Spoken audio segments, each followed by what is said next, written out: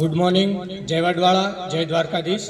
માનનીય આપણા મુખ્ય અતિથિઓ અને આપણા રેકના બધા ભાઈઓ, સૌને મારા તરફથી શુભ સવાર, સ્વતંત્રતા દિવસની હાર્દિક શુભેચ્છાઓ. આજે આપણે એકત્ર થયા છીએ આપણા દેશના ઇતિહાસનો સૌથી મહત્વનો દિવસ ઉજવવા, એટલે કે 15મી ઓગસ્ટ સ્વતંત્રતા દિવસ.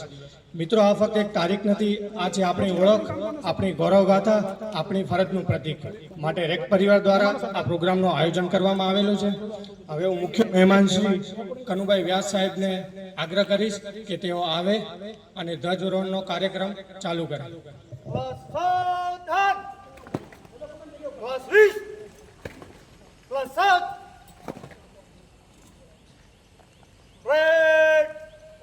મહેમાન આવકાર અવકાત પરેડ સ્ટાર્ટ.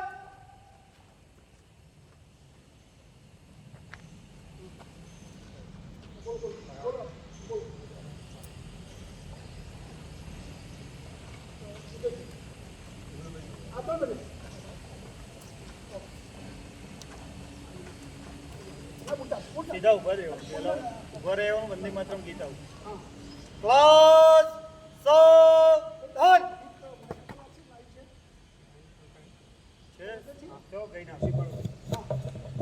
एक साथ वंदे मातरम गीत शुरू करेंगे. शुरू कर. वंदे मातरम, वंदे मातरम, वन्दे मातरम् सुजला सुफला मलयज शीतला सस्यश्यामला मातरम् वन्दे मातरम् शुभ्रज्योत्स्ना पुलकितयामिनी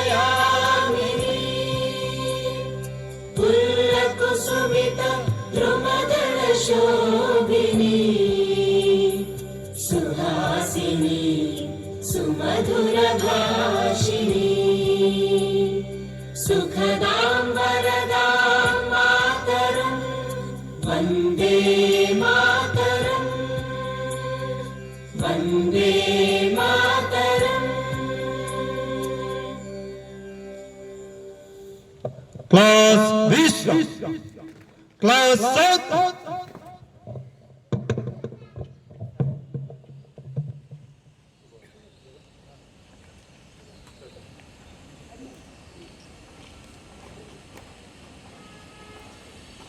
सलामी आमदे. जैसे थे एक साथ झंडा गीत शुरू करेंगे. कर विजय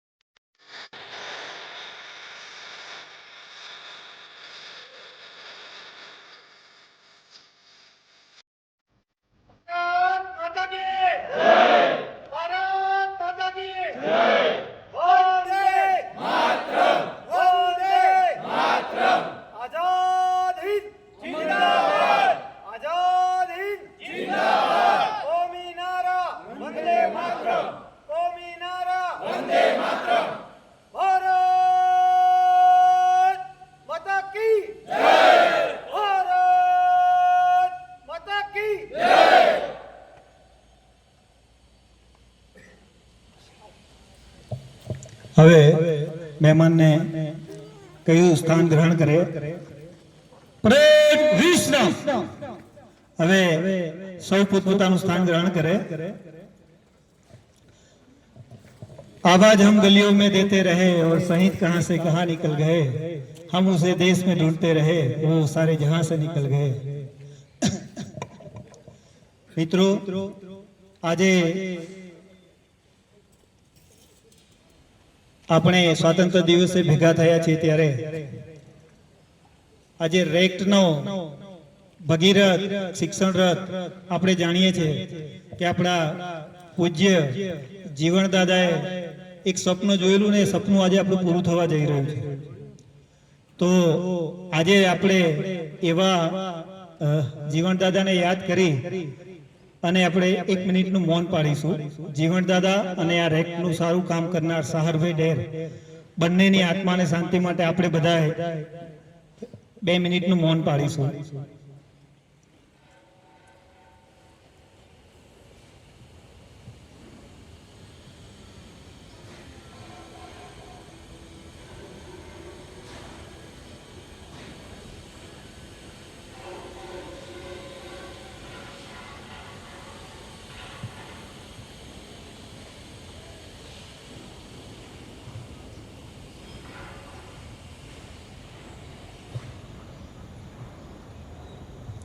ઓમ શાંતિ શાંતિ શાંતિ.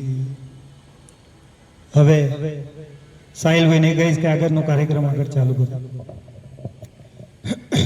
ખૂબ સરસ. હવે દ્વીપ પ્રજ્વલન માટે હું મહેમાનને આગ્રહ કરીશ કે તેઓ આવે અને તે દ્વીપ પ્રજ્વલનનો પ્રોગ્રામ શરૂ કરે.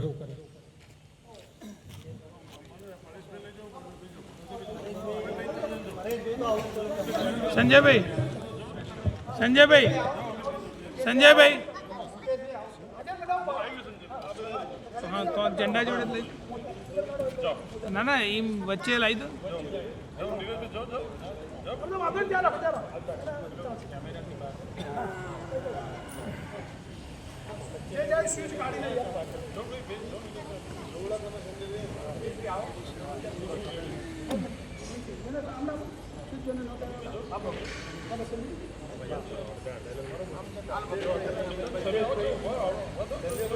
આટલું બધું હોય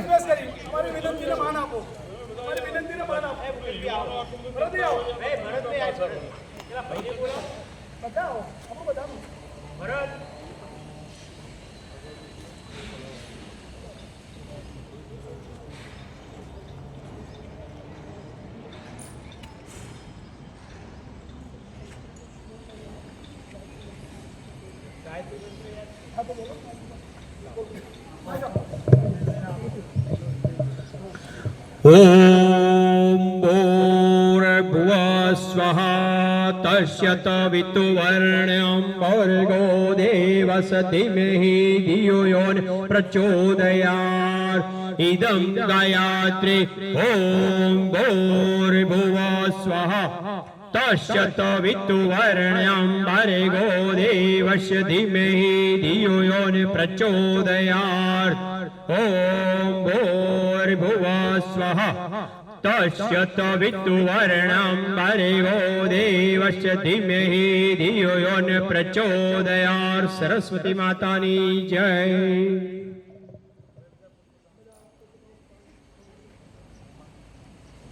બધા પોતપોતાનું સ્થાન ગ્રહણ કરી લો.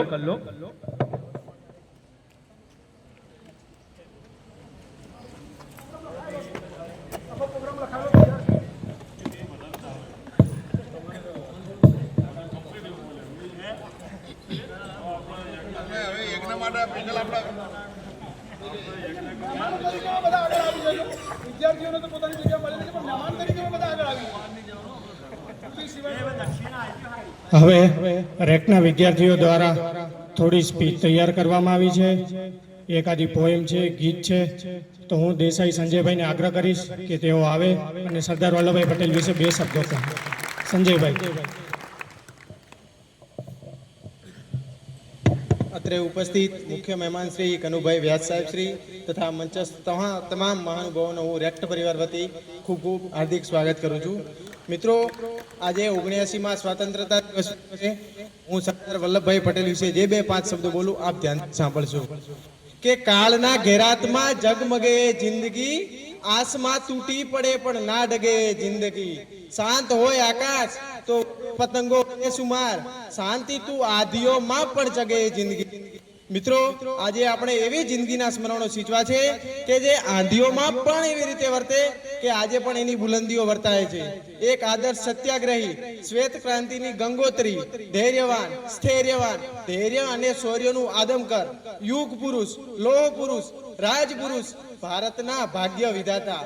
આવા તો અગણિત વિશેષણોથી નવાજીએ તો શબ્દો ઓછા પડે અને વાક્યો ટૂંકા પડે એવું ઝવેરત્ન એટલે શ્રી સરદાર વલ્લભભાઈ પટેલ, જેનો પવિત્ર કરવા માટે તારીખ 31 ઓક્ટોબર 1875 ના રોજ ખેડા જિલ્લાના કરમસદ ગામે જન્મ થયો.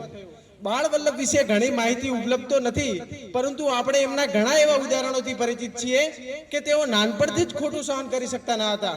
તે ભલે નેતરની સોટીથી મારનાર શિક્ષક સામે હડતાલ પડાવનાર સરદાર વલ્લભભાઈમાં બાળપણથી જ સત્ય માટેનો આગ્રહ અને નિડરતાના ગુણો હતા. પિતાની સાદગી અને માતાના અથાગ ઈશ્વર પ્રત્યેના પ્રેમે બાળ વલ્લભમાં જ ઈશ્વર પ્રત્યેનો પ્રેમ, અથાગ પ્રેમ પૂર્ણ કર્યો હતો, જે ગાંધીજીને મળવાથી દ્રઢીભૂત થયો. 1875માં જન્મ, 1897માં કરમસદમાં જ રહીને મેટ્રિકની પરીક્ષા પાસ કરી.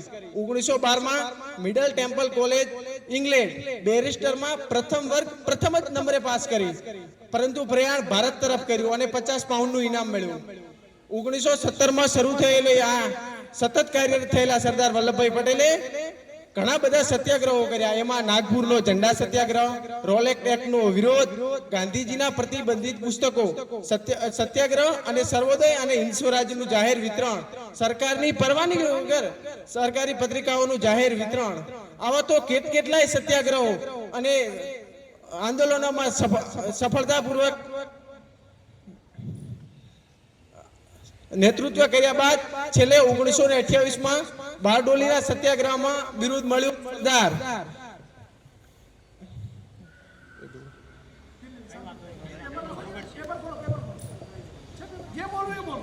1942માં જ્યારે જાપાની સેના દેશના સીમાડે આવીને ઊભી હતી ત્યારે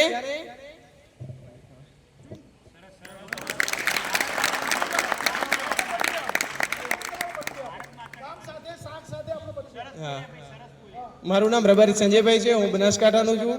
જય હિન્દ. ગામ ચુઆ.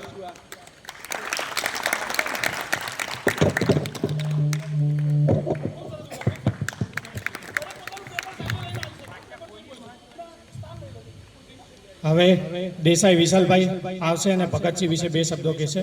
વિશાલભાઈ.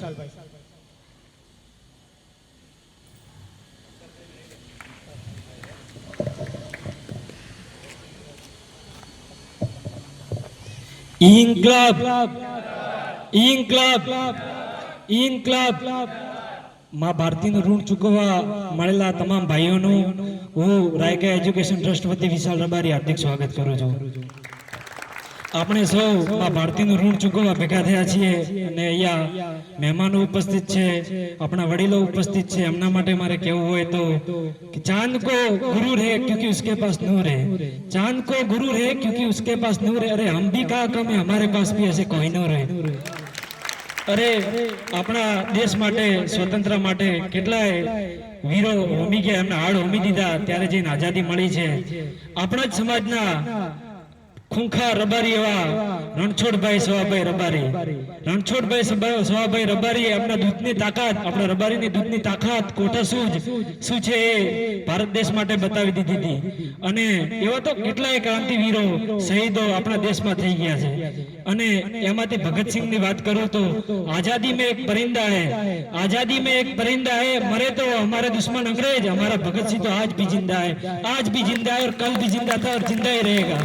ભગતસિંહની વાત કરતા મિત્ર 20-21 વર્ષના યુવાનો આપણા દેશ માટે શું કરી છે. હજી તો નાની નાની મૂછડીઓ આવતી હોય અને દાઢીના કાતરા હજી તો ઉગતા હોય ને આપણા ભારત દેશ માટે શું કરી શકે એની વાત કરું તો મિત્રો બધા ક્રાંતિકારીઓના મેન ગણાય તો મેન જો માથું ગણાય તો લાલા લજપતરાય હતા.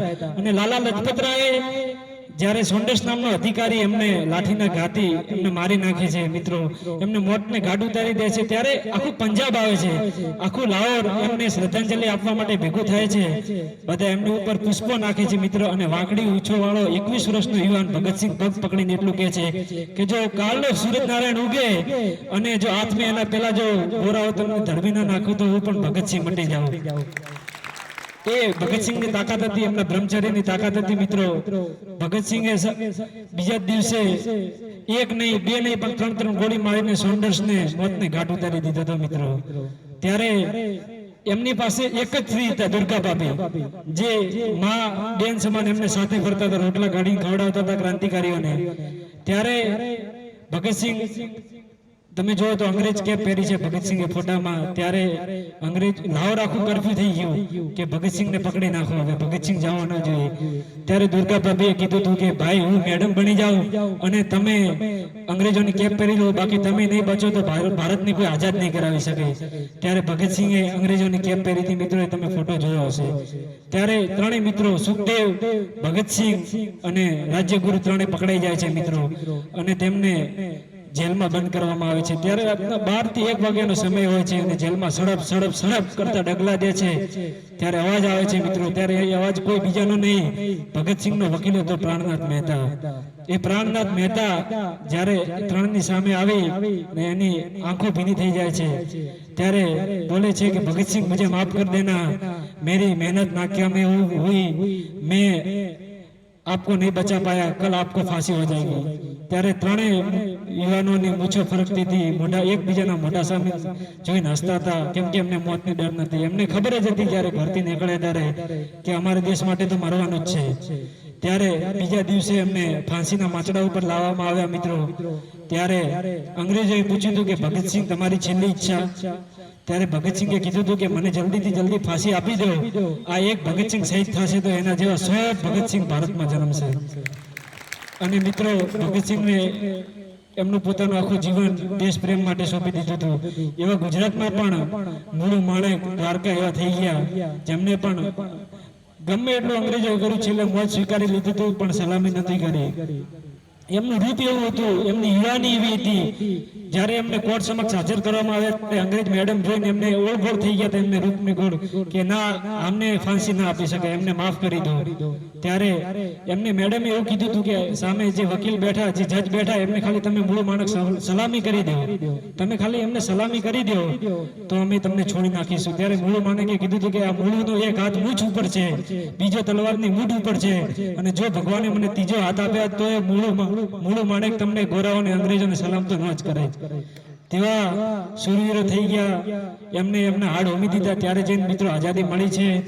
લાસ્ટમાં એટલું જ કહીશ કે देश में दिवाली थी तब वो होली खेल रहे थे, देश में दिवाली थी तब वो होली खेल रहे थे, हम सब तो घर में बैठे थे, वो गोलियां झेल रहे थे.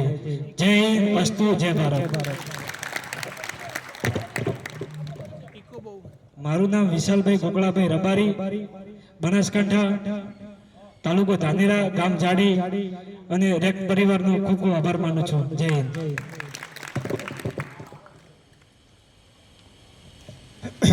વિશાલભાઈ ખૂબ સરસ બોલે ભગતસિંહ વિશે.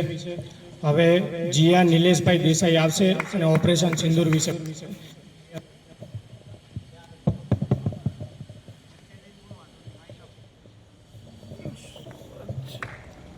Good morning everyone. Myself Zia Nilesh Bhai Desai. Today my topic is Operation Sindoor. This year's theme is particularly close to our hearts. Operation Sindoor.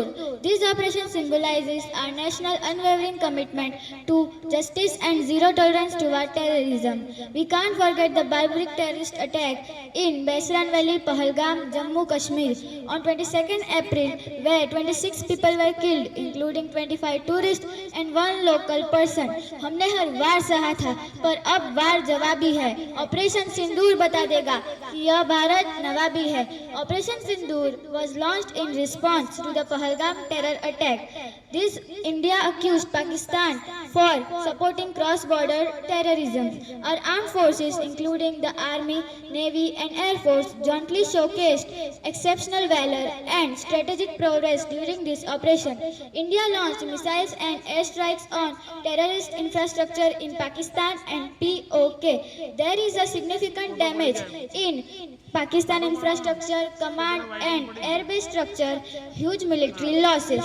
By conducting this operation, India showcases its self-reliance in defense capability to defeat the enemy with own strength. By conducting this operation, India strongly indicated to enemies that अभी तो सिंदूर सजा है, 16 श्रृंगार तो अभी बाकी है, यह तो लहू की पहली बूंद थी, असली संग्राम तो अभी बाकी है. Thank you.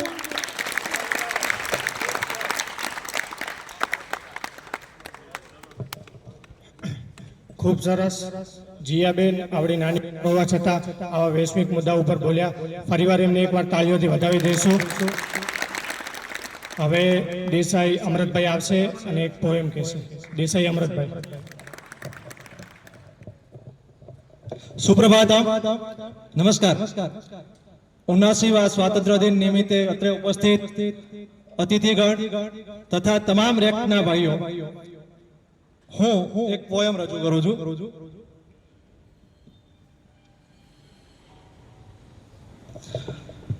प्रणाम. मैं भी वही हूँ जो आप है, माँ भारती की संतान. आज अपना परिचय इसलिए दे रहा हूँ क्योंकि प्रणाम करके परिचय देना हम भारतवासियों की परंपरा है. भारत, मैं उस भारत से आता हूँ जिसके होठों पे गंगा और हाथों में तिरंगे हैं. वो भारत कभी सत्यम शिवम सुंदरम और कभी वंदे मातरम, कभी पंजाब सिंध उत्तर गुजरात मराठा द्रविड़ उत्कल मंगा है. मैं उस भारत से आता हूं जो ठुकराए हुए लोगों को भी शरण स्थली बन जाता है. 7 समंदर पार प्रदेशियों को भी सिस्टर्स एंड ब्रदर्स कहकर बुलाता है. मेरा भारत आकाश सा बलवान है, धरती सा धैर्यवान है. मेरा भारत प्रेम का पुण्यलोक, अहिंसा का जन्मस्थल. लेकिन नारी का अनादर हो जाए तो हमारा बच्चा बच्चा भी हनुमान है. पढ़ो हमारे इतिहास को जो हमारे मस्तक पर छपा है. एक दुशासन ने जब हमारी बेटी को कष्ट दिया था, हमने 100 भाइयों को भी चिता जला दी थी. एक रावण ने हमारी माँ सीता का हरण किया था, हमने पूरे रावण राक्षस कुल की लंका लगा दी थी. मैं उस भारत से आता हूँ, ना कभी रुका है, ना कभी झुका है, ना कभी हारा है. मैं उस भारत से आता हूँ जो वीरता की वसुंधरा है. मैं उस भारत से आता हूँ जो शांति का पहला शंखनाद और मानवता का अंतिम आसरा है. आज अपना परिचय इसलिए दिया क्योंकि हम प्रणाम करके परिचय देना हम भारतवासियों की परंपरा है. प्रणाम. मेरा नाम अमृत देसाई, मैं बनासकांठा से थराद तहसील के रड़का गांव से आता हूँ. Thanks.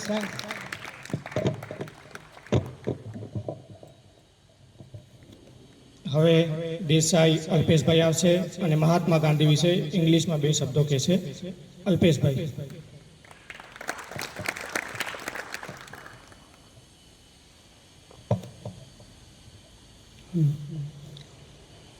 Honorable Chief Guest, Mr. Kanubhai Vyas, and other guests on the stage, dear friends, householder, and like a brother, Alpesh Bhai and Bharat Bhai Jerda. I extended a warm welcome of behalf on REC Institute. Hi guys, मैं Desai Alpesh become Banaskantha. I say from respect for Mahatma Gandhi ji and listen to my speech to Mahatma Gandhi ji. Many people's independence helpful for freedom India. Mahatma Gandhi ji, Sardar Vallabhbhai Patel and its. But my favorite hero, my favorite leader and most important in history, Mahatma Gandhi ji. Mahatma Gandhi ji was born on October 2, 1869 at Porbandar in Saurashtra. After studying in Rajkot, he went to England. He became a barrister.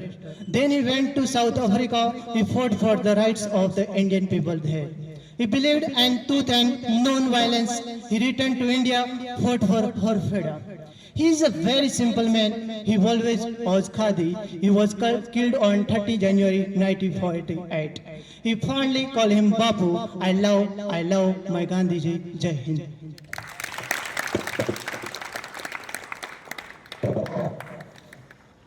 હવે દેસાઈ જયદીપભાઈ આવશે education અને defence વિશે okay sir જયદીપભાઈ.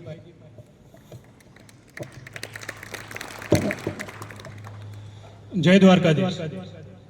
અત્રે ઉપસ્થિત મુખ્ય અતિથિ મહેમાન શ્રી કનુભાઈ વ્યાસ તથા આમંત્રિત મહેમાનો તથા સમાજના શિક્ષણ પ્રેમીઓનું હું જયદીપ સારભાઈ રબારી ખૂબ ખૂબ સ્વાગત કરું અને સાથે સાથે આપ સર્વને સ્વાતંત્ર્ય પર્વની શુભકામનાઓ પાઠવું છું. આજે ભારતને આઝાદ થઈ 78 વર્ષ પૂર્ણ થયા અને 79મો સ્વાતંત્ર્ય પર્વ આપણે સૌ રેકના પ્રાંગણમાં ઉજવી રહ્યા છીએ. આપણે એક સ્વાભાવિક પ્રશ્ન થતો છે કે કોણ છે આ સૈનિક? તો જો તમારે સૈનિકને જોવો હોય તો જાઓ એ રાજસ્થાનના તપતા રણમાં અને 50 ડિગ્રીમાં જુઓ કે કોણ છે એ સૈનિક. જો તમારે જોવો હોય કે કોણ છે સૈનિક તો જાઓ એ સિયાચીન ગ્લેશિયરમાં જ્યાં -40 ડિગ્રીમાં ઉભા એ ખમીરવંતા સૈનિક છે. ત્યારે તમને ખબર પડશે કે કોણ છે આપણો આ સૈનિક. આ ભારતીય સૈનિક જેને ફરક નથી પડતો કે ભારતની આંતરિક બાબતોમાં શું ચાલી રહ્યું છે, કે જેને ફરક નથી પડતો કે ભારતમાં કેટલો રાષ્ટ્રવાદ, કોમવાદ, રાજનીતિ ચાલે છે, કે જેને ફરક નથી પડતો કે પોતાના માતા પિતા, ભાઈ બહેન, પુત્ર પત્ની શું કરતા હશે. ફરક તો તેમને બસ એક જ વાતનો પડે છે કે ભારતની સીમાડા ઓળંગતા પહેલા એ આતંકવાદી, નક્સલવાદી મારા ભારતની અંદર પ્રવેશે એ પહેલા મારી 2 ઇંચની ગોળી એની છાતીમાં પ્રવેશી જવી જોઈએ. પછી ભલે એના માટે ઇન્ડિયન એરફોર્સનું ઓપરેશન સફેદ સાગર હોય, ઇન્ડિયન નેવીનું ઓપરેશન તલવાર હોય કે ઇન્ડિયન આર્મીનું ઓપરેશન મહાદેવ હોય. અને કોણ કહે છે કે આ બધા ઓપરેશનોમાં ને યુદ્ધોમાં માત્ર એક સૈનિક શહીદ થાય છે? કોણ કહે છે કે આ બધા ઓપરેશનોમાં ને યુદ્ધોમાં માત્ર એક સૈનિક શહીદ થાય છે? અરે એક માનો લાલ શહીદ થાય છે, એક બાપનું સાથ શહીદ થાય છે, એક બહેનની રાખડી શહીદ થાય છે અને અઠવાડિયા પહેલા પૂરેલું કોકનું સિંદૂર શહીદ થાય છે. કે આપણી ભારતીય સેના બાહ્ય રીતે તો એકદમ સક્ષમ છે જ, આપણા ભારતને બાહ્ય રીતે સરસ સાચવી રહી છે, પરંતુ આપણે સૌ જાણીએ છીએ કે ફક્ત યુદ્ધો લડવાથી દેશ આગળ નથી વધી શકતો. દેશને આગળ વધારવો હોય, દેશનો વિકાસ કરવો હોય તો આંતરિક બાબતો પણ ઘણી બધી મહત્વપૂર્ણતા ધરાવે છે. અને એ આંતરિક બાબતોનું શ્રેય આપણે આપણા પોતાના ઉપર લેવાનું છે. એક ભારતીય નાગરિક તરીકે આપણે પણ આપણી કઈ ફરજ આવે છે એ નિભાવવાની છે. કે આર્મી બોર્ડર પર ગોળી મારે છે એવી રીતે આપણે ભારતની અંદર રહી ગોળી મારવાની છે. પણ કોને? તો આપણે ગોળી મારવાની છે ભ્રષ્ટાચારને, આપણે ગોળી મારવાની છે આર્થિક સામાજિક અસમાનતાઓને, આપણે ગોળી મારવાની છે પર્યાવરણીય સમસ્યાઓ પર, આપણે ગોળી મારવાની છે સંસ્કૃતિનો નાશ કરતી આ પશ્ચિમી સંસ્કૃતિઓનો. આપણે આ સૌને ગોળી મારવાની છે. કે ભારત આજે ઉત્તરોત્તર પ્રગતિ કરી રહ્યો છે. 78 વર્ષ આપણા થયા, આપણે સૌ તહેવારો હર્ષોલ્લાસથી ઉજવીએ છીએ અને ભારત દિવસે ને દિવસે એ ભલે ઇકોનોમી હોય કે એન્વાયરમેન્ટ હોય, એજ્યુકેશન હોય કે ઇન્ફ્રાસ્ટ્રક્ચર હોય કે પછી સ્પેસ હોય કે સ્પોર્ટ્સ હોય, તમામ ભારત આજે આગળ વધી રહ્યું છે. પરંતુ જો મારે કોઈ એક બાબતને જો મોટો શ્રેય આપવો હોય તો એ એજ્યુકેશન છે, શિક્ષણ છે. કારણ કે ભારતનો વિકાસ ત્યારે જ વેગ પકડી શકશે જ્યારે આપણામાં, આપણા પરિવારમાં, આપણા સમાજમાં શિક્ષણ હશે. ત્યારે જ સમાજનો અને જે તે રાજ્યનો અને જે તે દેશનો વિકાસ થઈ શકશે. અને આપ સૌ જાણો છો તેમ રબારી સમાજમાં આ શિક્ષણનું પવિત્ર મહાયજ્ઞમાં ઘી હોમાનું કાર્ય આપણા પૂજ્ય શ્રી જીવણદાદાએ કર્યું છે. એકવાર જોરદાર તાળીઓથી વધાવીએ અમે. રબારી સમાજમાં શિક્ષણના પવિત્ર મહાયજ્ઞમાં ઘી હોમાનું કાર્ય જીવણદાદાએ કર્યું છે. પરેશભાઈ સેવાળા જેવા અધિકારીઓ આપણા રેક્ટ સંસ્થાના ખરા સારથી તરીકે ઉભરી આવ્યા છે. એમના માટે એકવાર જોરદાર તાળીઓ. તમામ વિદ્યાર્થીઓને 1-to-1 મેન્ટરશિપ આપે છે. કોઈ પણ વિદ્યાર્થીઓને કોઈ પણ તકલીફ હોય તો 1-to-1 મેન્ટરશિપ આપે છે. એક સમસ્યાઓનું નિવારણ પરેશભાઈ સેવાળા કરી રહ્યા છે. અને એક અધિકારી તરીકે તેમની ફરજ બજાવી અને સમાજમાં સેવા આલવી એવું તો લગભગ બહુ જૂજ જ માણસો હોય છે. ફરી એકવાર એમના માટે જોરદાર તાળીઓથી વંદન કરીએ. કે વિશેષ કઈ વાત ન કહેતા તમામ મારા ભાઈઓને એટલું જણાવવાનું કે આ રેક્ટ સંસ્થા આપને જે દેખાય છે એ માત્ર બિલ્ડિંગ નથી. રેક્ટ સંસ્થા જે આપને દેખાય છે કોઈ માત્ર બિલ્ડિંગ નથી, એ તો ગેટવે ઓફ બ્રાઇટ ફ્યુચર છે. વિશેષ કોઈ વાત ન કહેતા તમામ મારા ભાઈઓને બસ એટલું જણાવવાનું કે દાતાશ્રીઓ, સંચાલકો અને એમના ખૂબ અથાગ પ્રયત્નથી આ બિલ્ડિંગ ઊભું થયું છે અને તેમાં મળતા એ સંસાધનો, સુવિધાઓનો આપણે યોગ્ય રીતે વપરાશ કરીએ. કદાચ આ સમાજનું, સંચાલકોનું સેવા આપી રહેલા તમામ આ અધિકારીઓ અને મારા મોટા ભાઈઓનું આપણે ઋણ તો ક્યારે ચૂકવી નહીં શકીએ, પરંતુ આપણે એક જ રીતથી આ બધું ઋણ ચૂકવી શકશું, એ આપણો સિલેક્શન લેટર જ હોવો જોઈએ. ત્યારે જ સમાજ શિક્ષણમાં આગળ વધશે અને સમાજ જ્યારે શિક્ષણમાં આગળ વધશે ત્યારે ગુજરાત સરકાર કે ગમે તે સરકારને સારા અધિકારીઓ મળશે અને દેશનો વિકાસ થશે. બસ વિશેષ કઈ વાત ન કહેતા અટલ બિહારી વાજપેયીની એક છેલ્લી પંક્તિથી હું મારા શબ્દોને વિરામ આપું કે भारत कोई भूमि का टुकड़ा नहीं, ये एक जीता जागता राष्ट्र पुरुष है. ये वंदन की धरती है, अभिनंदन की धरती है. इसकी नदी नदी हमारे लिए गंगा है, इसका कंकड़ कंकड़ हमारे लिए शंकर है. हम जिएंगे तो इस भारत के लिए और मरेंगे तो इस भारत के लिए, और मरने के बाद भी गंगा जल में बहती हुई हमारी अस्थियों को कोई कान लगाकर सुनेगा तो एक ही आवाज आएगी, भारत माता की जय. Thank you so much. मारू नाम रबारी जयदीप शाहरभाई, गाम मारू विसोड़, तालुको ऊंझा, जिल्लो મહેસાણા. આપ સર્વનો ખૂબ ખૂબ આભાર માનું છું. ખૂબ સરસ જયદીપભાઈ, ખૂબ સરસ બોલ્યા તમે. હવે આપણી સમક્ષ આવશે પહલ નિલેશભાઈ દેસાઈ અને ઇન્ડિપેન્ડન્સ ડે ઉપર 2 વાક્યો કહેશે. પહલબેન.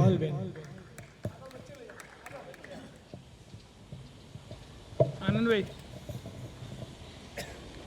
Good morning everyone. Myself Pahal Shaileshbhai Desai.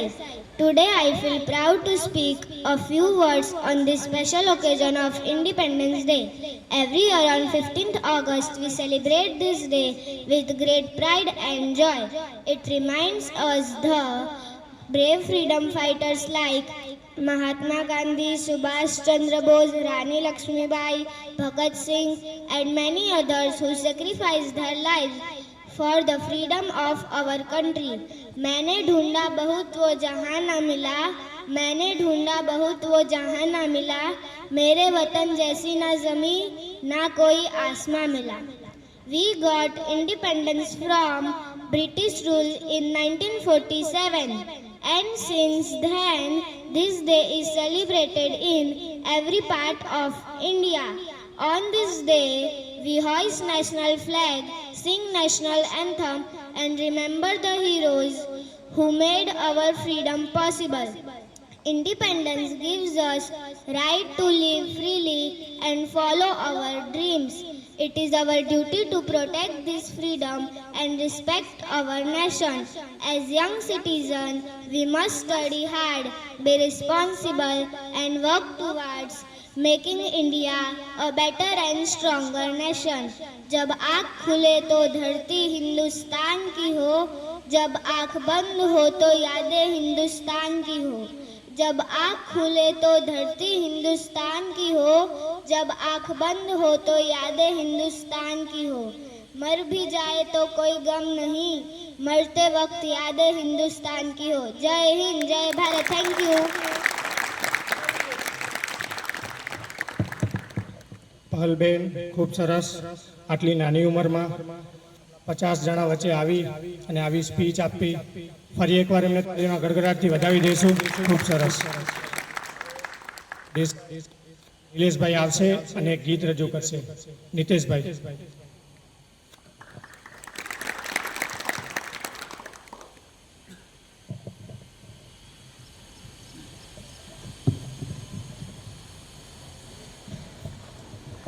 માનનીય મુખ્ય અતિથિ શ્રી કનુભાઈ વ્યાસ સાહેબ અને મહેમાન અને મારા વિદ્યાર્થી મિત્રો, 79માં સ્વાતંત્ર્ય સંગ્રામ દિવસની આપ સૌને હાર્દિક શુભેચ્છાઓ. આજે આ પવિત્ર પ્રસંગે આપ સૌ રેક સંસ્થામાં પધાર્યા છો તે બદલ હું હૃદયપૂર્વક આભાર વ્યક્ત કરું છું.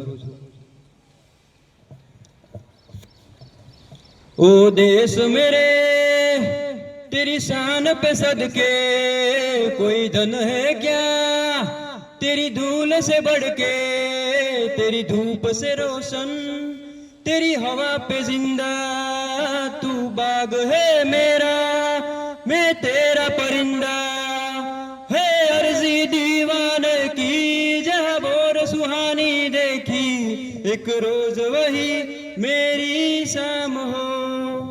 कभी याद करे जो जमाना, माटी पे मर मिट जाना, जिक्र में शामिल मेरा नाम हो। ओ देश मेरे तेरी शान पे सदके, कोई धन है क्या तेरी धूल से बढ़ के, तेरी धूप से रोशन, तेरी हवा पे जिंदा, तू बाग है मेरा, मैं तेरा परिंदा। आंचल तेरा रहे माँ रंग बिरंगा, ऊंचा आसमां से हो तेरे तिरंगा, जीने की इजाजत दे दे या हुक्म सादत दे दे, मंजूर हमें जो भी तू चुने, रेशम का हो मधुशाला या कफन सिपाही वाला, ओढ़ेंगे हम जो भी तू बुने। ओ देश मेरे तेरी शान पे सदके, कोई धन है क्या तेरी धूल से बढ़ के, तेरी धूप से रोशन, तेरी हवा पे जिंदा, तू बाग है मेरा, मैं तेरा परिंदा। Thank you.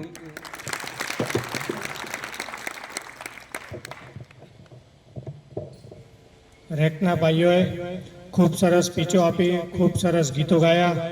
હવે હું આપણા મુખ્ય અતિથિઓમાંથી સૌપ્રથમ શ્રી કનુભાઈ વ્યાસ સાહેબને આગ્રહ કરીશ કે તેઓ આવે અને પોતાના 2 શબ્દો વિદ્યાર્થીઓને કહે. કનુભાઈ.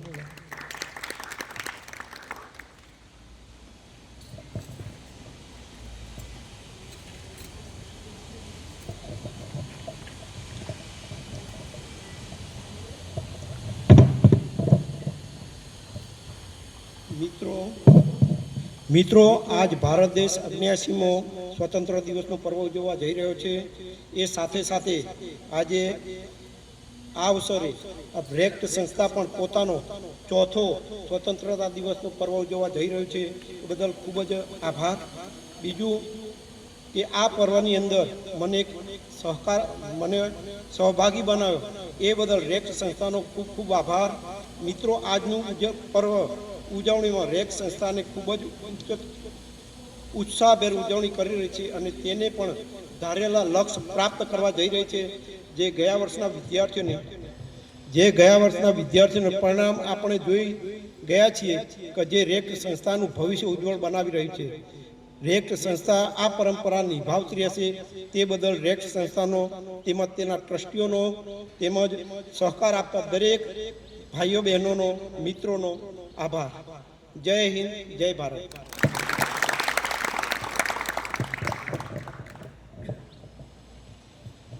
હવે શ્રી મુકેશભાઈ પાંડુને હું આગ્રહ કરીશ કે તેઓ આવે અને પોતાના 2 શબ્દો કહે.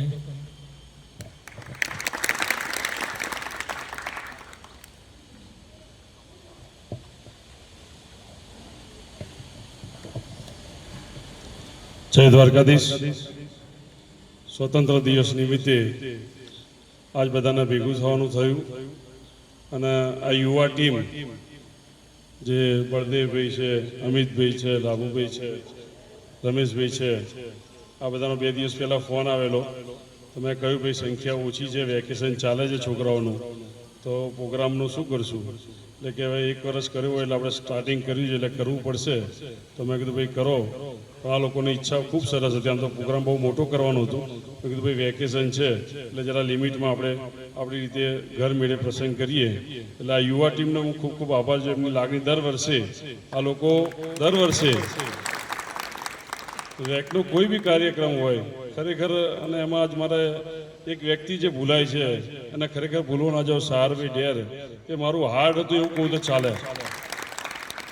આપણા રેકનું કંઈ બી હોય, ખાલી મારે એમને ખાલી ધ્યાન દો સર ભાઈ આ વસ્તુ કરવાની છે, તો મને જ ખ્યાલ ના હોય ને નીચેલી ટીમને એની રીતે વ્યવસ્થા એ સારભાઈ એની ટીમ કરી લેતી. અને આજે આના યુવા ટીમ તૈયાર થઈ છે કે ગમે ત્યારે રેકનો ફંક્શન હોય કે ગમે ત્યારે પોલીસ એક્ઝામ હોય, તમે બધા જે જોયું છે પોલીસ એક્ઝામમાં લોકો રાત દિવસ મહેનત, ગાડીઓની વ્યવસ્થા, કઈ ગાડી કોને ક્યાં મોકલવા, બે ફેરા કરવા, પરેશભાઈ શિવાળા જે રાત દિવસ અધિકારી ઘણા બધા છે, ભગવાન ખૂબ આગળ જાય, પણ ખરેખર સમાજમાં આવા અધિકારીની જરૂર છે કે રાત દિવસ સતત ચિંતા કરતા હોય કે ભાઈ મારા સમાજના મારા યુવાનોને હું અહીંયા છું તો બેઠો છું તો કંઈક મદદરૂપ થવું. એટલે ખરેખર પરેશભાઈજીને ખૂબ ખૂબ ધન્યવાદ, આ યુવા ટીમને ધન્યવાદ. તમે લોકો આ નવા વિદ્યાર્થી આવ્યા છો, હજુ આપણી બધી બરાબર મુલાકાત થઈ નથી, જૂના વિદ્યાર્થી બધા મળી ગયેલા, પણ તમને કોઈ બી તકલીફ હોય તો અડધી રાતે પરેશભાઈને મને કહો છો, બંને એક જ છીએ. એટલે ગમે તે આ સંસ્થા તમારી છે, સંસ્થાનો મિસયુઝ ના થવો જોઈએ. આ સંસ્થામાં નાનામાં માણસે 100 રૂપિયાથી માંડી તે કરોડ રૂપિયા સુધીનું દાન આપ્યું છે. કરોડ રૂપિયાવાળો હશે તો કરોડ રૂપિયા આપે તો બહુ સારી વાત છે, પણ જેની પરિસ્થિતિ ખરાબ છે મેં એવી વ્યક્તિઓને બી જોયું છે. એટલે મને આજ એ થાય છે કે હું એ બિચારા કામે જતા હશે એને 1100 રૂપિયા, 500 રૂપિયા, 2100 રૂપિયા યથાશક્તિ દાન આપી છે. એટલે એનું દાન, એનું આપેલું આ બિલ્ડિંગમાં 1 રૂપિયો બી એને આપે છે, એ ક્યાંય આપણે એને કોઈ બીજી જગ્યાએ યુઝ ના થાય, એનું કોઈ નુકસાન ના થાય સંસ્થાને. એટલે આપ બધાને વિનંતી કરું છું કે અડધી રાતે જરૂર પડે અમારી જોડે માગજો, પણ તમારે લાઇટ, પંખા, ભોજન છે એ આપણી કોઈ બી બગાડ ના થાય. એ જ દેશભક્તિ છે, એ જ સમાજ ભક્તિ છે. અને જ્યાં જે લેવલે જાઓ ત્યાં સમાજને ના ભૂલતા, સંસ્થાને ના ભૂલતા, તમારી યથાશક્તિ આ સમાજનો વ્યક્તિ તમે જ્યાં બેઠા હોય તો ઘણીવાર બધા જોડે ચર્ચા થતી હોય છે, તો ઘણી હવે એવા અધિકારી હોય છે કે બિચારા રાત દિવસ મહેનત કરીને સંસ્થાનો કોઈ બી સમાજનો વિદ્યાર્થી આવે એને મદદરૂપ થાય છે. પણ ઘણી જગ્યાએ દુઃખની બી વાત, કોઈ ગણ્યા ગાંઠા 2-5% ક્યાંક એવા બી વ્યક્તિ છે કે જે સમાજ બાજુ નથી જોતા, એ વસ્તુ ખૂબ ખોટી છે. આજ સમાજ તમારી જોડે, તમે જે લેવલે બેઠા છો તો સમાજ તમારી જોડે કંઈક આશા રાખશે. સમાજને કઈ બી પ્રશ્ન છે તો એ અભણ માગતી છે તો તમારે જો પૂછવા આવશે, તો આજ તમે જો રસ્તો નહીં બતાવો તો કોણ બતાવશે? તો આપણે આપણા સમાજને ના ભૂલીએ, આપણી સંસ્થાને ના ભૂલીએ, અને તમે જ્યાં બેઠા હો ત્યાં આપણી સંસ્થા, આપણો સમાજ, આપણું કુટુંબ પહેલાં આગળ લાવો. જય હિન્દ, જય ભારત.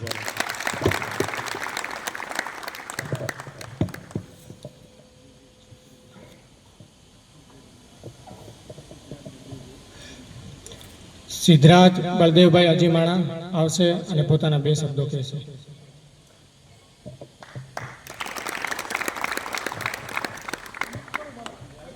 અહીંયા વચ્ચે આવી જા.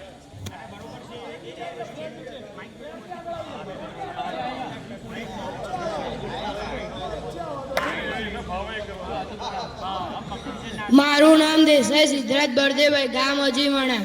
હું તમને 15મી ઓગસ્ટનું મહત્વ કહેવા ઈચ્છું છું. 15મી ઓગસ્ટ એ આપણો રાષ્ટ્રીય તહેવાર છે. 15મી ઓગસ્ટ 1947ના દિવસે આપણો દેશ અમલમાં આવ્યો હતો, તેથી આપણે તેને સ્વતંત્રતા દિવસ તરીકે ઓળખવામાં આવે છે. 1947ના પહેલા આપણા દેશમાં અંગ્રેજોનું શાસન ચાલતું હતું. ત્યારબાદ તેમજ આપણા દેશને આઝાદી મેળવવા ગાંધીજી હેઠળ તથા બધા દેશભક્તો બલિદાનો કરવા ઈચ્છતા હતા. તેથી આપણા દેશમાં 15મી ઓગસ્ટ, ત્યારબાદ 15મી ઓગસ્ટ અમલમાં આવ્યું હતું, તેથી તેને સ્વતંત્રતા દિવસ તરીકે ઓળખવામાં આવે છે. Thank you. જય હિન્દ, જય ભારત.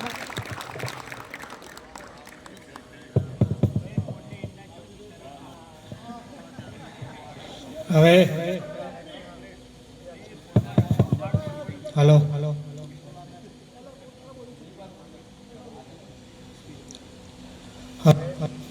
આપણા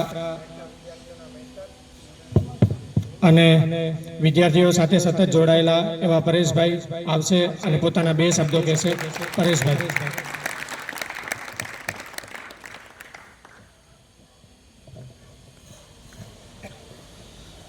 તમામ ઉપસ્થિત વડીલો, મિત્રો અને વિદ્યાર્થીઓ, 79માં આઝાદી દિવસની તમને શુભેચ્છાઓ. આપણા બધા મિત્રો હાજર છે તો થોડી વાત આપણે ગયા વર્ષની જે શૈક્ષણિક પ્રવૃત્તિઓ હતી એના વિશે વાત કરી લઈએ. ગયા વર્ષે આપણે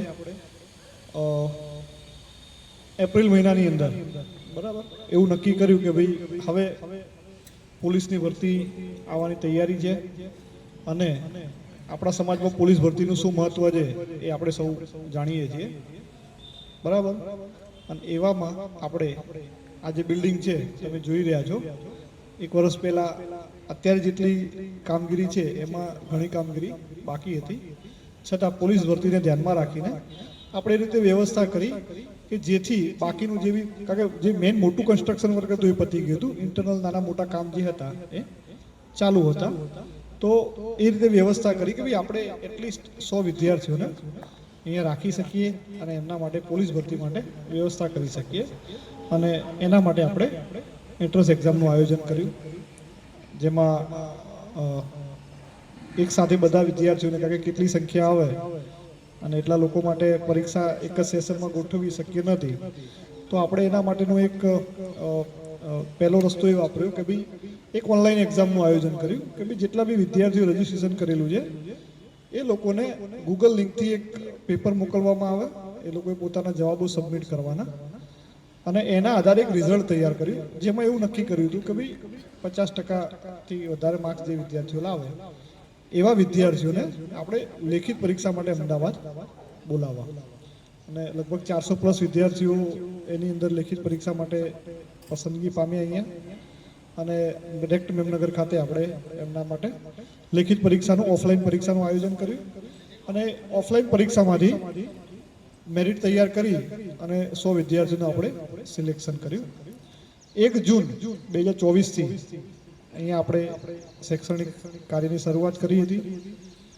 ત્યારબાદ આપણો મૂળ ટાર્ગેટ એ હતો કે ભાઈ માત્ર 100 વિદ્યાર્થીઓ પૂરતા નથી, આપણે સંસ્થાનો પ્રયત્ન એવો છે કે ભાઈ મેક્સિમમ જેટલા વિદ્યાર્થીઓને આપણે કવર કરી શકતા હોઈએ એટલા વિદ્યાર્થીઓને કવર કરવા. અને સપ્ટેમ્બર મહિનામાં બીજા 100 વિદ્યાર્થીઓ માટે એન્ટ્રન્સ એક્ઝામનું આયોજન કર્યું. એ સમયે અહીંયા ક્લાસરૂમની ફેસિલિટી ઘણા અંશે ઉપલબ્ધ થઈ ગઈ હતી, જેથી આપણે સીધી ઓફલાઈન પરીક્ષાનું આયોજન કર્યું. અને એમાંથી પણ 100 જેટલા વિદ્યાર્થીઓનું સિલેક્શન કરી અને અહીંયા આપણે એમને નવરાત્રિ પર એમને બોલાયા હતા અને ઓક્ટોબરથી એ લોકોને એડમિશન આપ્યા હતા. આ સિવાય જ્યારે પોલીસ ભરતી માટે ફિઝિકલ ચાલુ થઈ ગઈ તો એ વખતે બી ઘણા બધા વિદ્યાર્થીઓના માટે ફોન આવતા કે ભાઈ અમે સાહેબ ફિઝિકલ પરીક્ષા પાસ કરી છે તો હવે અમારા એડમિશન માટે કોઈ રસ્તો ખરો? તો આપણે એક એવું આયોજન કર્યું કે ભાઈ આમ પણ ફિઝિકલ પરીક્ષા ચાલુ થઈ એને પેરેલલ જ દર રવિવારે પોલીસ કોન્સ્ટેબલ અને PSIના ફૂલ સિલેબસ મુજબના મોક ટેસ્ટ ચાલુ થઈ ગયા હતા. એટલે આપણે એવું આયોજન કર્યું કે કોઈ વિદ્યાર્થી જો હોસ્ટેલમાં એડમિશન લેવા ઈચ્છતા હોય તો અહીંયા દર રવિવારે જે પરીક્ષા લેવાય છે એ પરીક્ષામાં હાજર રહી શકે છે અને જે એના માર્કિંગ હશે એના આધાર પર જે લોકો એક વ્યવસ્થિત સ્કોર કરી શકશે એવા વિદ્યાર્થીઓને પેપરના લેવલ પ્રમાણે એડમિશન આપવામાં આવે. એટલે કોઈ રવિવારે 5 વિદ્યાર્થી સિલેક્ટ થાય, કોઈ 10 સિલેક્ટ થાય, એમ ફેબ્રુઆરી મહિના સુધી જ્યાં જ્યાં પરીક્ષા ચાલી ત્યાં સુધી આપણે આ રીતનું આયોજન કર્યું. અને એમાંથી બીજા લગભગ 75 જેટલા વિદ્યાર્થીઓ આપણે સિલેક્ટ કર્યા. જે અગાઉના 200 વિદ્યાર્થી આપણે સિલેક્ટ કર્યા હતા એ 200 વિદ્યાર્થીમાંથી આપણા ત્યાંથી 175 કરતાં વધારે વિદ્યાર્થીઓએ ફિઝિકલ પરીક્ષા પાસ કરી. મતલબ કે ઓલમોસ્ટ 90% વિદ્યાર્થીઓ એ લોકોએ ફિઝિકલ પરીક્ષા પાસ કરી લીધી.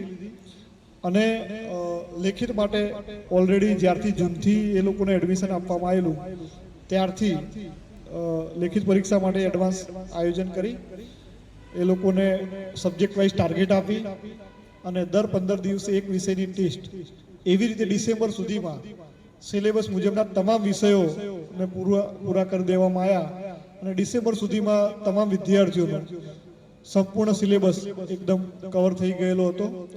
સબ્જેક્ટ વાઇઝ પણ એ લોકોએ ટેસ્ટ આપેલા હતા. દરેક ટેસ્ટના અંતે દરેક વિદ્યાર્થીઓને સારા ગુણ, મધ્યમ અને નબળી જેની ગુણની સ્થિતિ કહેવાય એ પ્રમાણે ડિવાઈડ કરી એ લોકોને પ્રોપરલી ગાઈડન્સ આપવામાં આવતું કે ભાઈ તમારામાં ક્યાં ક્યાં કમી છે, તમારે ક્યાં સુધારો કરવાની જરૂર છે. મુખ્ય વસ્તુ પર જો સૌથી વધારે કોઈ ફોકસ કરવામાં આવ્યું હોય તો એ કે ભાઈ વિદ્યાર્થીઓમાં એક એવી ટેવ હતી કે ભાઈ 200 માર્ક્સનું પેપર હોય ને તો એ લોકો એવું જ માને કે 200 પ્રશ્નો અટેન્ડ કરવાના જ પૂરેપૂરા, છોડી દેવાનું અથવા ઈ વિકલ્પ હોય એવું એ લોકોના બહુ મનમાં હોય નહીં. બરાબર. નો જે શૈક્ષણિક અનુભવ છે એના આધાર પર વિદ્યાર્થીઓની વસ્તુ ઉપર ફોકસ કરવામાં આવ્યો કે કોઈ પણ પેપર ક્યારેય એવું ના હોય કે જેની અંદર બધા જ પ્રશ્નો તમને આવડતા હોય, અને એટલા માટે ઈ વિકલ્પ પસંદ કરવાનો વિકલ્પ ભરતી બોર્ડ આપે છે તમને. તો એ તમારી સ્માર્ટનેસ ઉપર તમારે કામ કરવું પડશે, તમારા પ્રશ્નોને ઓળખવા પડશે કે ભાઈ કયા પ્રકારના પ્રશ્નોને અટેન્ડ કરાય અને કયા પ્રકારના પ્રશ્નોને ન અટેન્ડ કરાય, અને નેગેટિવ માર્કિંગ ઉપર કંટ્રોલ રહે એના માટે પૂરેપૂરી મહેનત કરવામાં આવી. અને એના આધાર પર જ્યારે જાન્યુઆરી ઉત્તરાયણ પછી આપણે દર રવિવારે મોક ટેસ્ટ ચાલુ કર્યા તો દર રવિવારે પીએસઆઈ અને કોન્સ્ટેબલ બંનેના અભ્યાસક્રમ મુજબનો ટેસ્ટ લેવાતો. જે વિદ્યાર્થીઓનું સારું પરફોર્મન્સ હતું એ લોકો પીએસઆઈનો ટેસ્ટ આપતા, કારણ કે પીએસઆઈનો ટેસ્ટ પ્રમાણમાં અઘરો હતો અને કોન્સ્ટેબલનો ટેસ્ટ એના પ્રમાણમાં સરળ હતો. એક જનરલ જે અમારી જૂના વિદ્યાર્થીઓ છે એ લોકોની વખતે એક રજૂઆત હતી, અને જે મતલબ કે આપણું સફળતાનું જે કી સક્સેસનું જે મુખ્ય વસ્તુ હતી તો વિદ્યાર્થીઓને એવું લાગતું હતું કે સાહેબ આ પેપર તો એટલા બધા અઘરા ને કે હવે અમારું રોવાનું બાકી રહ્યું છે. બરાબર. પણ એ વખતે પણ એ વિદ્યાર્થીઓને એ બાબતે પ્રોપરલી ગાઈડ કરવામાં આવતા કે ભાઈ પરીક્ષા પહેલા તમે જેટલી વસ્તુ અઘરા માટે તૈયાર રહેશો એટલું તમને પરીક્ષામાં વધારે બેનિફિટ થશે. એપ્રિલ મહિનાની અંદર પીએસઆઈ માટેની પરીક્ષા લેવાની અને જૂન મહિનાની અંદર કોન્સ્ટેબલની પરીક્ષા લેવાની, જેમાં પીએસઆઈ માટે લગભગ 15 જેટલા ટેસ્ટ અને કોન્સ્ટેબલ માટે 25 જેટલા ટેસ્ટ ફૂલ સિલેબસ મુજબના આપણે લીધા. અને એ જે ટેસ્ટના લીધે વિદ્યાર્થીઓને કેવા પ્રકારના પ્રશ્નો અટેન્ડ કરવા, કેવા પ્રશ્નો છોડી દેવા, સમય મર્યાદાની અંદર પેપર પૂરું કરવું, કયા પ્રશ્ન પાછળ કેટલો સમય બગાડવો, બરાબર, આ બધી જ વસ્તુઓ બાબતે એકદમ એક માઇન્ડ સેટ એ લોકોનો તૈયાર થઈ ગયો. અને જ્યારે પરીક્ષા લેવાની કોન્સ્ટેબલની, બરાબર, તો આ માઇન્ડ સેટથી લોકો એટલી સારી રીતે ટેવાઈ ગયેલા હતા કે જ્યારે વિદ્યાર્થીઓની અપેક્ષા કરતા ખૂબ જ અઘરું પેપર આવ્યું અને પરીક્ષા પૂરી કરીને વિદ્યાર્થીઓ જ્યારે બહાર નીકળ્યા ત્યારે દરેક વિદ્યાર્થીની એક જ વાત હતી કે અમે પરીક્ષા આપીને બહાર નીકળ્યા, બધા અમારા બીજા મિત્રો, બીજા વિદ્યાર્થીઓ જોડે વાત થઈ અને અમે જે પેપર જોયું એના પરથી અમને એટલી ખબર પડી કે પેપર બહુ જ અઘરા લેવલનું હતું અને હવે મેરિટ ક્યાં જઈને અટકશે. તો એક પ્રકારની સોશિયલ મીડિયામાં એ દિવસે એક રોળ કકડનો માહોલ જે કહેવાય ને એવો હતો કે વિદ્યાર્થીઓ પરીક્ષા આપીને બહાર નીકળી અને જો એને કોઈ ચેનલ, યુટ્યુબ ચેનલવાળા કોઈ મળે તો એની આગળ એ લોકોએ બળાપો કાઢવામાં કશું બાકી રાખ્યું નહીં. વોટ્સઅપમાં બધે એક હાહાકાર. કેમ કે વિદ્યાર્થીઓ કોઈ 1 વર્ષથી, કોઈ 2 વર્ષથી પોલીસ કોન્સ્ટેબલ ભરતીની રાહ જોઈને બેઠા હતા અને એ લોકોને એવી તો અપેક્ષા નથી કે આટલું અઘરું પેપર આવશે. પણ જે આપણા રેકમાં જે હોસ્ટેલમાં વિદ્યાર્થીઓ, જે 250 વિદ્યાર્થીઓ હતા, એ દરેક વિદ્યાર્થીની એક જ વાત હતી કે ચોક્કસ પેપર અઘરું હતું, બરાબર, અને પેપર અઘરું છે એમને પેપરમાં 10-15 મિનિટમાં ખબર પડી ગઈ.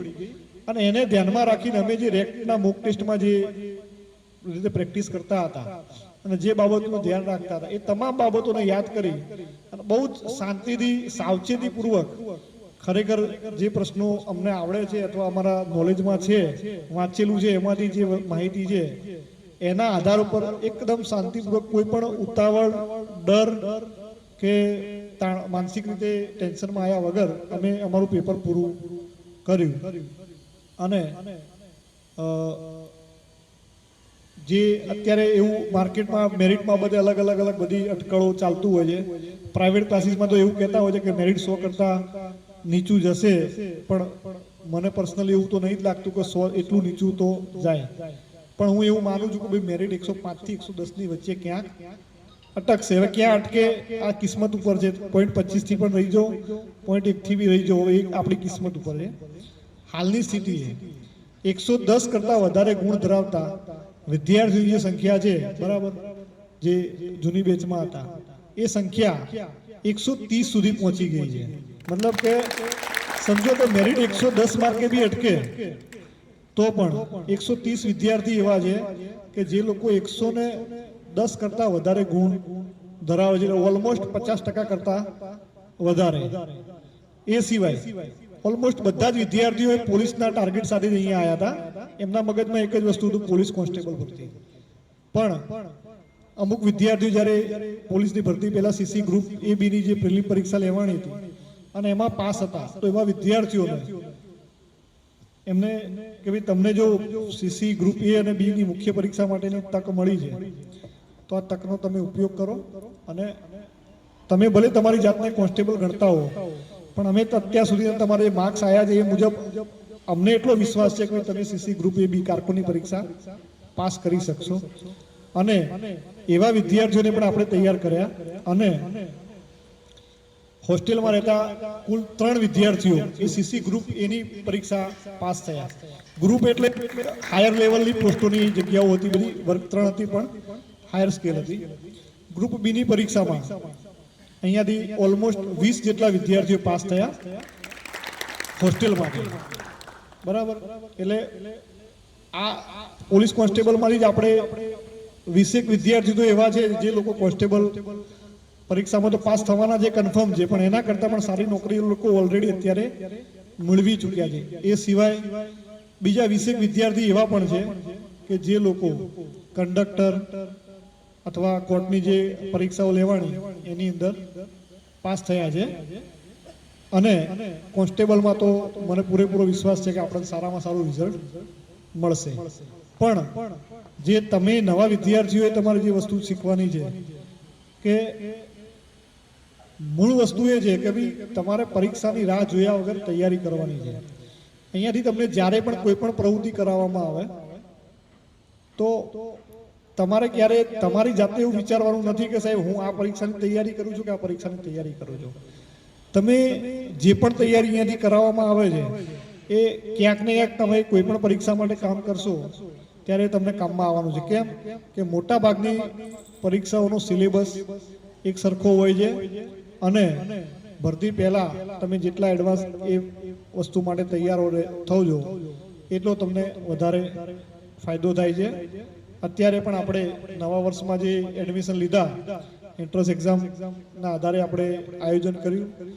લગભગ 725 કરતાં પણ વધારે વિદ્યાર્થીઓ એન્ટ્રન્સ એક્ઝામ આપવા માટે અહીંયા આવ્યા હતા અને એની અંદરથી આપણે અહીંયા 200 જેટલા વિદ્યાર્થીઓનું સિલેક્શન કરેલું છે અને આગામી ભરતીઓને ધ્યાનમાં રાખીને એડવાન્સમાં એ લોકોને તૈયારી કરાવવામાં આવે છે. આ વખતે સૌથી સારી વસ્તુ એ છે કે ભાઈ ઘણા બધા એવા વિદ્યાર્થીઓ એન્ટ્રન્સ એક્ઝામ પાસ કરીને આવ્યા છે કે જે લોકોનું હજુ ગ્રેજ્યુએશન પણ પૂરું થયું નથી. એટલે એ આ સૌથી આનંદની વસ્તુ એટલા માટે છે કે એક સમય હતો કે ભાઈ વિદ્યાર્થીઓ સ્પર્ધાત્મક પરીક્ષાની તૈયારી ક્યારે ચાલુ કરાય, ખાસ કરીને આપણા સમાજમાં તો કે ભાઈ 12મું પાસ કર્યું પછી કોલેજ કરે, કોલેજમાં 3 વર્ષ રખડે, કોલેજ પૂરી થઈ જાય ધક્કમ ધક્કા, પછી પાછા 1-2 વર્ષ આગા પાછા MA કરું છું, બીજું કરું છું, પછી ઘરના જ્યારે ધક્કો મારીને કાઢે કે ભાઈ હવે કોક કરો, આ આખું ગોમ કોન્સ્ટેબલ બને તો તમે તો ખવડાઈ પીવડાઈ તમને તાજા માજા કરે તો કોન્સ્ટેબલની તૈયારી ચાલુ કરો. ત્યારે વિદ્યાર્થીઓ 23-24 વર્ષની ઉંમરે કે 25 વર્ષની ઉંમરે કોન્સ્ટેબલની તૈયારી ચાલુ કરે. એટલે સ્વાભાવિક વસ્તુ છે કે જો પહેલેથી હોશિયાર વિદ્યાર્થી હોય તો એના માટે કદાચ પહેલા ટ્રાયલે કોન્સ્ટેબલ પરીક્ષા પાસ થઈ જાય.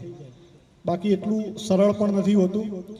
વિદ્યાર્થીઓને 2 ટ્રાય 3 ટ્રાય અને ઘણા વિદ્યાર્થીઓને 4 ટ્રાય સુધી પણ જવું પડતું હોય. આ એક ટ્રાય એટલે 2 વર્ષ, એટલે 4 ટ્રાય એટલે 8 વર્ષ. ત્યાં સુધી ટકવાની ઘણા વિદ્યાર્થીઓની તાકાત હોય, ઘણા વિદ્યાર્થીઓની તાકાત ના હોય. કેમ કે જેમ આપણે 30ની ઉંમરથી નજીક પહોંચીએ આપણા ઉપર એક પ્રેશર ક્રિએટ થાય, સામાજિક જવાબદારીઓ વધી રહી હોય એટલે રિઝલ્ટમાં ક્યાંક ને ક્યાંક આપણું પરફોર્મન્સ ધીમે ધીમે બગડતું જાય.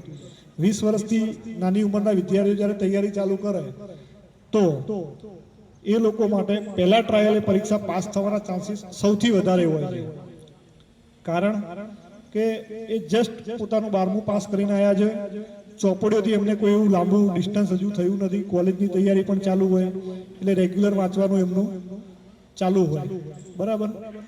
એટલે હું તમને પણ કહું છું કે ભાઈ તમે પણ જ્યારે નોકરી લાગીને અહીંયાથી જાઓ તો એક વસ્તુ ધ્યાનમાં રાખજો કે માત્ર તમારી નોકરીથી તમારું કામ પૂરું થતું નથી. કારણ કે આ એક શૈક્ષણિક ક્રાંતિ છે. જ્યાં સુધી આપણા સમાજમાં દરેક જગ્યાએ શિક્ષણ નહીં પહોંચે ત્યાં સુધી આ ક્રાંતિ ચાલતી રહેવાની છે. એટલે તમે પણ તમારા ગામમાં તમારા કુટુંબમાં એવા વિદ્યાર્થીઓ હોય જે લોકોએ 12મું ધોરણ પાસ કર્યું હોય તો એ લોકોને અત્યારથી સ્પર્ધાત્મક પરીક્ષાની તૈયારી બાબતે એમને માર્ગદર્શન આપજો. ક્યાંય એવું માનવાની જરૂર નથી કે ભાઈ એકવાર હું નોકરી લાગી જાઉં તો હું કોંગ્રેસ આપતો સારો લાગુ. એવું ક્યારેય હોતું નથી. આપણે પોતાને તો ચાલવાનું જ છે પણ બીજાને પણ સાથે લેવાના છે. એવા વિદ્યાર્થીઓને શું વાંચવું તો એ બાબતના મટીરિયલ આપણે ઓલરેડી ગ્રુપમાં શેર કરેલા છે. આ બધી વસ્તુઓ જેટલી તમે, કારણ કે અલ્ટિમેટલી તમે બધા એ સમાજના મેસેન્જર છો. અમે અહીંયા 100-200 જણાને કવર કરી શકશું, 500 જણાને કવર કરી શકશું, પણ 500 વિદ્યાર્થીઓમાંથી દરેક વ્યક્તિ 5-5 કે 10-10 વિદ્યાર્થી પોતાના ગામમાં આવા તૈયાર કરશે. એ એનું નસીબ કે શું થશે, પણ આવા તમે 5-5, 10-10 વિદ્યાર્થી તૈયાર કરશો અને એને રસ્તો બતાવશો તો ભવિષ્યમાં આપણી જે શિક્ષણની ક્રાંતિ છે એ તમામ વિદ્યાર્થીઓ સુધી પહોંચશે. અને તમામ વિદ્યાર્થીઓ સુધી આ ક્રાંતિ પહોંચશે ત્યારે સાચા અર્થમાં આપણો સમાજ શિક્ષિત બનશે. અને શિક્ષિત બનશે તો બાકીની સામાજિક જેટલી પણ સમસ્યાઓ છે કે આર્થિક સમસ્યાઓ છે એનું નિરાકરણ ઓટોમેટિકલી આવી જશે. તો આ બાબતોને ધ્યાનમાં રાખજો. ફરીથી આ સુંદર આયોજન બદલ સૌ ભાઈઓનો હું ખૂબ ખૂબ આભાર માનું છું. જય હિન્દ.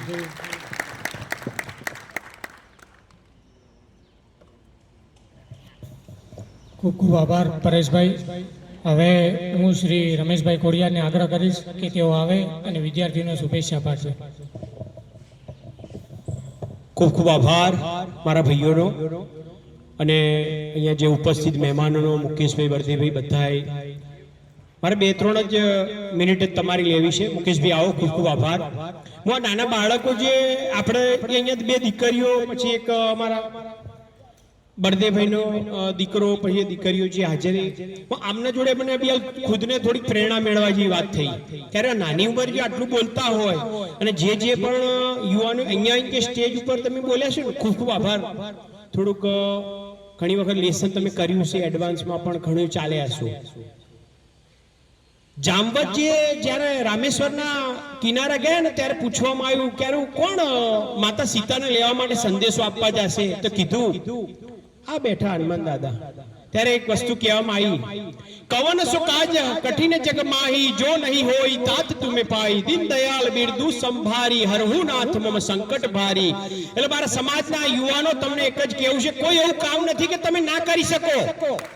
કોઈ એવું કામ નથી આ દુનિયાની અંદર કે એવું કામ ના કરી શકો. કોઈ એવું દુનિયાનું નથી. જીવન દાદાએ જ્યારે 5-10 વર્ષ પહેલા આ તમે બધા આયા, ચોપડી લીધી, વાંચતા હશો 12 કલાક 16 કલાક. આજે આ એમ્પાયર ઊભું થયું, તમને કાલ સરકારી નોકરી મળશે. એટલે કોઈ એવું એ ચોપાઈની અંદર, સુંદરકાંડની અંદર એવું લખેલું છે બળદેવભાઈ, મુકેશભાઈ, કોઈ એવું કામ નથી કે ના થઈ શકે. એની શબ્દ બોલતા બોલતા હનુમાનજી સીધા 400 યોજન, એટલે કેટલું થયું, 1000 કિલોમીટર જતા રહ્યા લંકાની અંદર. એટલે કવન સો કાજ કઠિન જગ માહી, જો નહીં હોય તાત તુમે પાઈ, દીન દયાલ બિરદુ સંભારી, હરો. કોઈ એવું કામ નથી કે તમારથી ના થઈ શકે. તમે અહીંયા આયા, વાચા ખુલી. હવે જે સ્ટેજના લેવલ જે સરકારી કામ રહે ને સર, આ સાહેબ તો બધા ઘડાઈ ગયેલા છે. અહીંથી તમારા પ્લેટફોર્મ પગથિયા ચાલુ છે, તમને બહુ લાભ મળશે. અરે યાર, જો મેસેજ આવ્યો પાછો. સવા આનું આજ પાછું થાય છે, સાંજે આનું આજ થાય છે. એટલે થેન્ક યુ. 5 જણા ગ્રુપમાં મોકલજો, કંઈક લાભ મળશે. માતાજી લાભ આવશે. અલે તારી આવું તમારા જોડે થાય છે ને? પર એક મિનિટ લેવી તમારી થાય છે ને બધાને મારે થાય છે ગુડ નાઇટ ઓહો જય માતાજી કેવું આવ્યું પાછું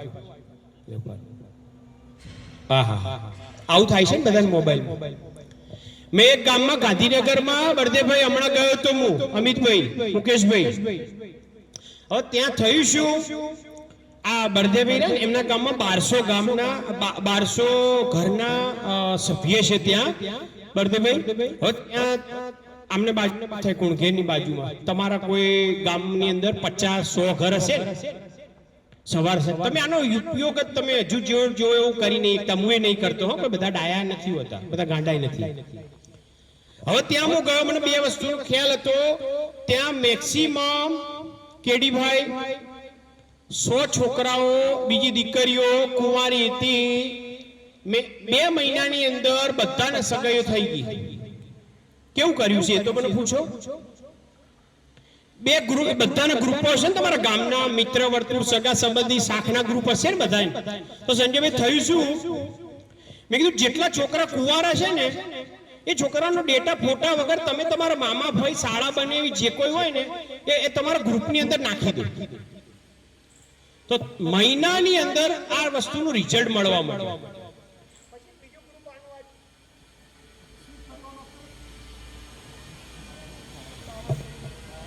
હેલો પછી બીજું ગ્રુપ એનું એ જ વસ્તુનું થયું કે તરત જ માસ્ટર 100 પ્રશ્નોનો હેલો 100 પ્રશ્નોનું સમાધાન એક જ ચાવી એવું ગ્રુપ એક બન્યું છે ને એનું નિરાકરણ આવી જશે તો કુટુંબના ઘરના આર્થિક પરિસ્થિતિ બધા રસ્તો નીકળી ગયો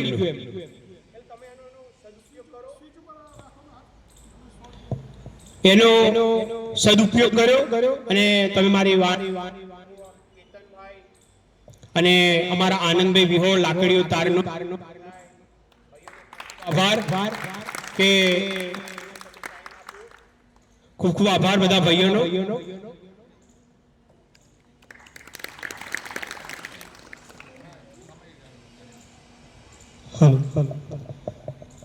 હવે આજના કાર્યક્રમમાં આપણે બધા સમજીએ છીએ કે આજના દિવસનું શું મહત્વ છે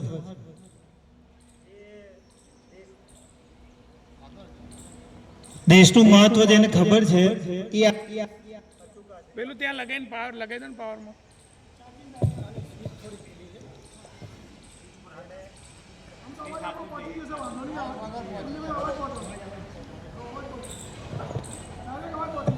તો આપણે આજના કાર્યક્રમમાં જે નાના ભૂલકાઓ આવ્યા છે જેને આજના પર્વને કહેવાય ને ઉજાગર કરેલો છે એવા 5 ભૂલકાઓ આવ્યા છે એને આપણે અહીંયા સન્માનિત કરવાનું વિચાર્યું છે પહાલ અને દિયા જેને ઇંગ્લિશમાં સ્પીચ આપી આ લોકોએ પહેલાં પણ કાર્યક્રમમાં સ્પીચ આપેલી છે તો દિયા અને પહલને આપણે સન્માનિત કરવા માટે મુકેશભાઈ કનુભાઈ આવો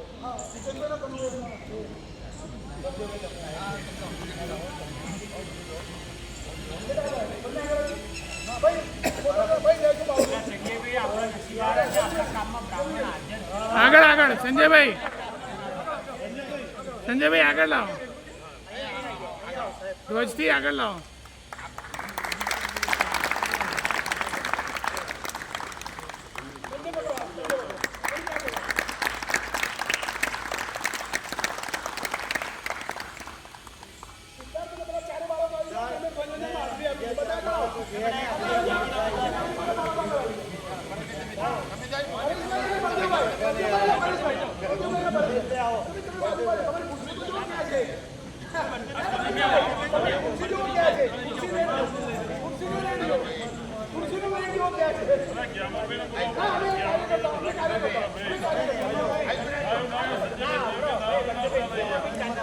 અમિતભાઈ બોલાવો બહુ દોડા દોડ કરી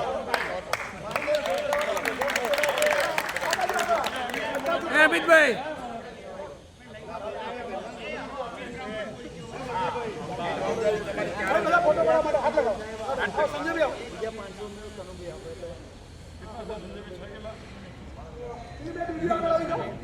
વરસાદ આવ્યો જલ્દી કરજો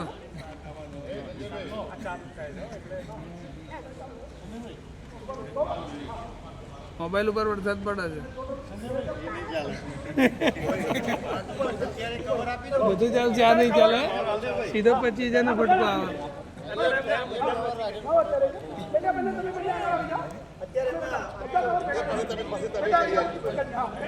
એક જ ભાઈ ખાલી પેલી બેગ લઈ લેજો ને પેલી સાઈડથી પેલી બેગ અંદર મિલ દો